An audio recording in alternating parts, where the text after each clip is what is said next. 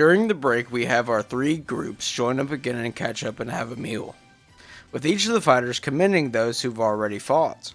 Master Roshi, now out of his Jackie Chun costume, tells his older students he is glad that they have taken on teaching as well, though the nice communion amongst friends is stopped once they see a group of fighters start a fight with the monks Krillin knew before. Yamcha goes to try to help break up the fight but is stopped by Gohan, reminding the large cloaked fighter of the rules. Girin, this cloaked fighter, then reminds Gohan that if he doesn't want to lose again, he better not be in his way before leaving. Yamcha is furious that Girin would say that about his master, but Gohan tells him that his words don't affect him, so why should it affect Yamcha, telling him to get back to eating with the rest of the group. They then all go to bed and awake to the next round of fights in the tournament, with the first round of the day being Chi-Chi versus Nam. Unlike in the original, there are no distractions in this fight, so it would depend purely on fighting skill. Chi-Chi, not being allowed to use her bladed helmet, was taught by her father to use her ox-like strength, and tries to do so by grabbing Nam and throwing him out of the ring. Nam, being surprised by the young girl's strength while being in the air, takes the time to use his cross-arm dive, which knocks out Chi-Chi. Nam then goes on to tell the announcer that she has no chance, that his attack lasts for 10 days while he starts the count. Though much like Goku, I think she would be able to stand back up, but it will be at the end of the 10 count. So, Nam will be the winner, but he goes and congratulates Chi-Chi on her strength, saying if that she was older and more experienced, he'd have no chance in winning. As for the next match of the tournament, I think it would go pretty much the same as it does in the main timeline.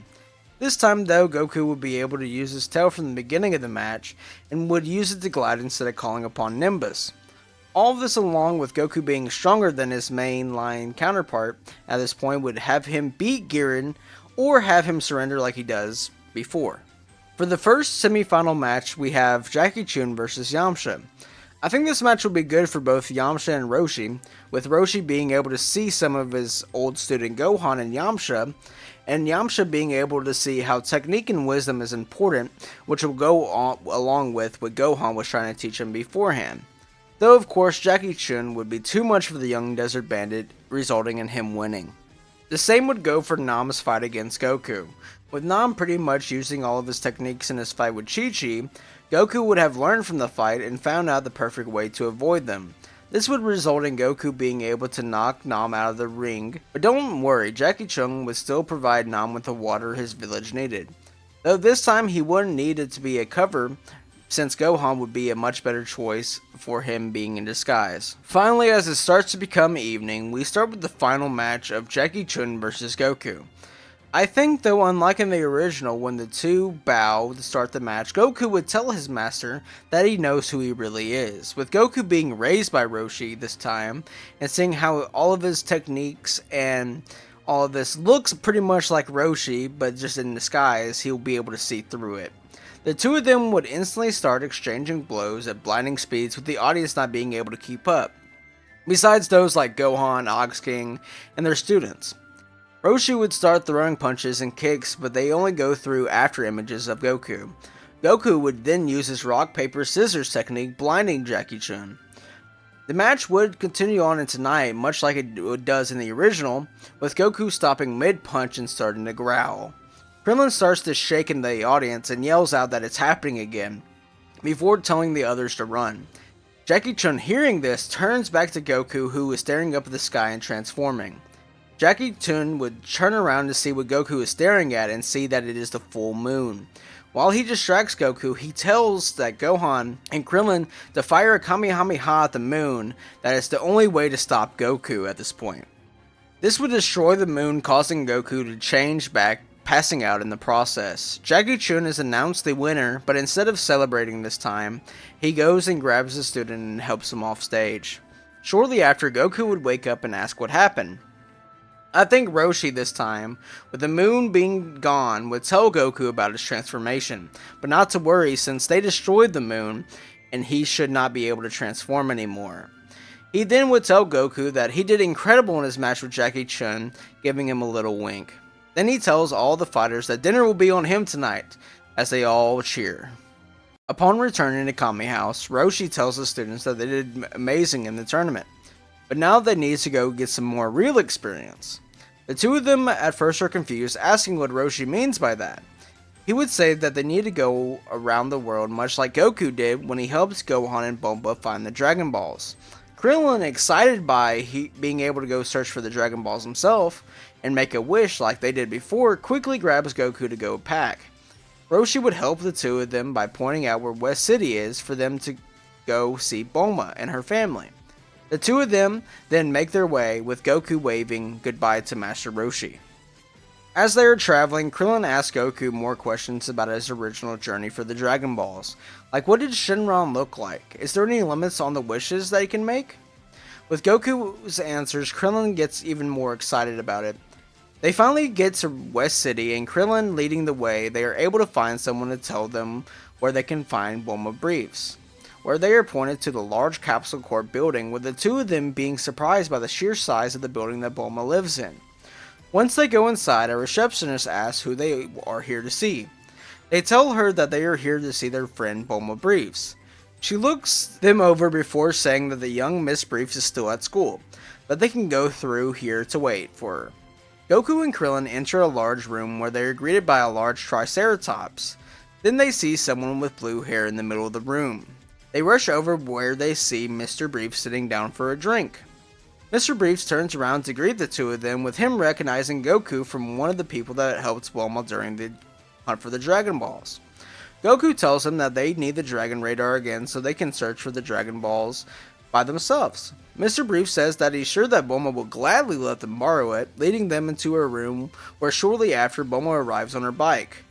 She then has the bike pop back into its capsule, with Goku and Krillin being surprised by this technology. She then gives the two of them her radar, with the only caveat being that they return it to her undamaged. Before leaving, they ask Bulma if there's any way she could give them one of those capsules for a way to get them there faster. She tells them that she has been working on something for just this reason, handing Krillin a small orange capsule. They thank Bulma and Mr. Briefs for everything they've done before running out in the direction of the first Dragon Ball.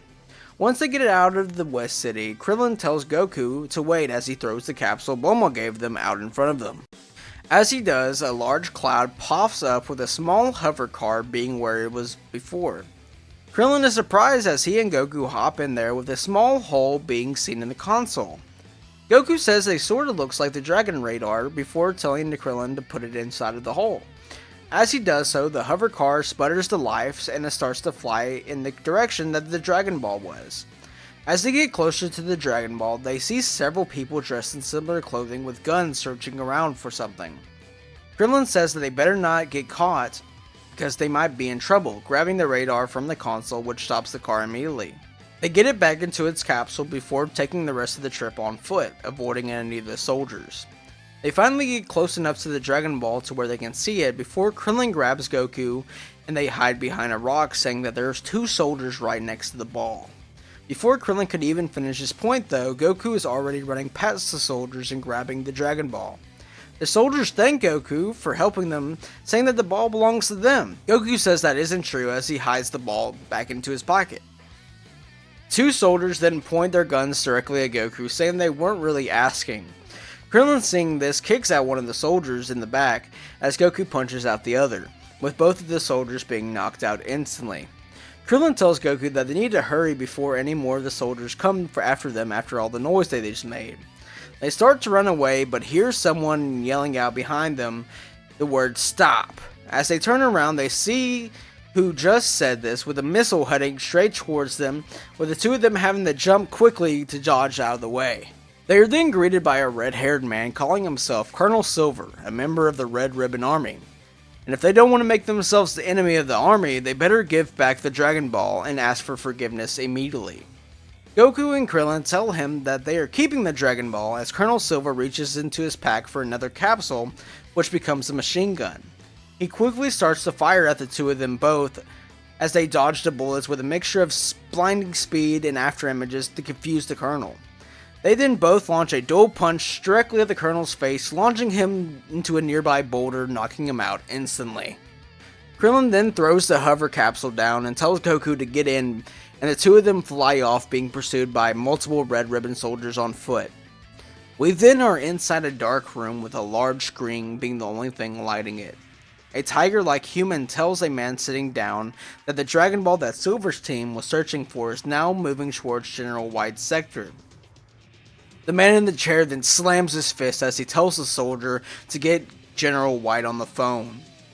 And with that, I will be ending this episode here. Now that Goku has Krillin, how will the rest of the second hunt for the Dragon Balls go?